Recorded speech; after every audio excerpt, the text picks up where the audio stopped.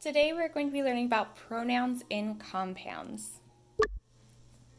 You know that two or more simple subjects joined by and or make up a compound subject. So these two simple subjects right here are joined by and, so they make a compound subject. Use subject pronouns in compound subjects. If you want to include yourself as part of the compound subject, use the subject pronoun I. It is polite to mention yourself last. So if we changed Sally and Luke to be pronouns, we would say she and he invited the parents. Sorry about that. Okay, so she and he invited the parents. If Luke was you, so if Luke was me, so Sally and me, myself, invited the parents, you would put I. So Sally and I invited the parents.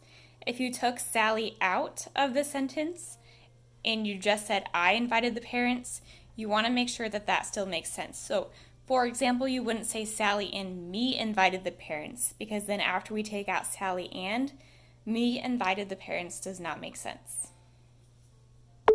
Let's look at some examples. So if we have the sentence, you and blank are studying, would we say you and I are studying or you and me are studying? We would say I, because if we take out you and, I are studying doesn't really make sense, but if you say am instead of are, the correct verb, helping verb, if you use I am studying, that makes sense, whereas if you use me am studying, it does not make sense. Let's look at number 2. It's supposed to be Marie. Marie Antoinette and Louis the 16th interest blank and blank. So the answers are either you and I, or you and me, or me and you, or I and you. So think about which one it would be. So it would be interest you and me. And again, if we take out you and, does this make sense? Marie Antoinette and Louis the 16th interests me. Yes. All right, one last one. France was ruled by blank and blank. So our options are her or him, or she or he.